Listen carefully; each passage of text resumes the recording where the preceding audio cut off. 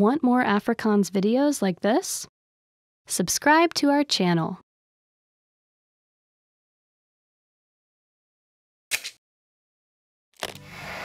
How are your Afrikaans listening skills? First, you'll see an image and hear a question. Next comes a short dialogue. Listen carefully and see if you can answer correctly. We'll show you the answer at the end. Are you ready? 'n Supermarkbestuurder praat met sy werknemer. Hoe gaan hulle brode rangskik? Ons nuwe kaasbrood verkoop nie goed nie, of hoe?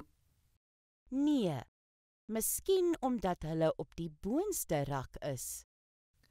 Ja, miskien is dit te hoog vir ou mense. Hulle kan dit waarskynlik nie eers sien nie. Moet ons hulle dalk op die middelste rak sit? Klink goed. Hulle kan dit eers sien wanneer hulle in die winkel inkom. En kom ons sit 'n rooi doek op hierdie rak, sodat hulle weet dat dit ons nuwe brood is. Reg so. Dan sal ons die croissants na 'n ander plek moet skuif. Bo of onder? Ek dink ons moet die gewildste item op die boonste rak sit. Dit sal goed verkoop al is dit nie maklik om raak te sien nie. Dit moet dan die Franse brode wees. En wat daarvan as ons dit in 'n mandjie sit sodat dit aandag trek? Goeie idee, kom ons maak so. Die croissants moet dan onder wees.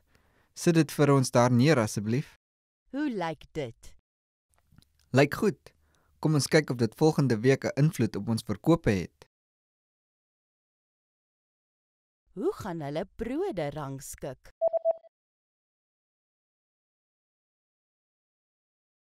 'n Supermarkbestuurder praat met sy werknemer.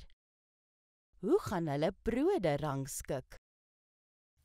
Ons nuwe kaasbrood verkoop nie goed nie, of hoe? Nee, miskien omdat hulle op die boonste rak is. Ja, miskien is dit te hoog vir ou mense. Hulle kan dit waarskynlik nie eers sien nie. Moet ons hulle dalk op die middelste rak sit? Klink goed. Hulle kan dit eers sien wanneer hulle in die winkel inkom. En kom ons sit 'n rooi doek op hierdie rak, sodat hulle weet dat dit ons nuwe brood is. Reg so.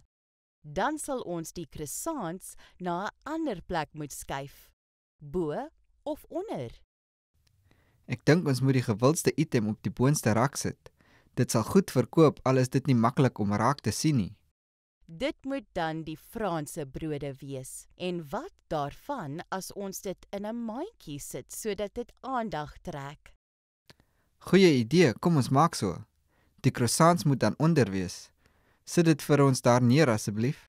Hoe lyk dit? Lyk goed.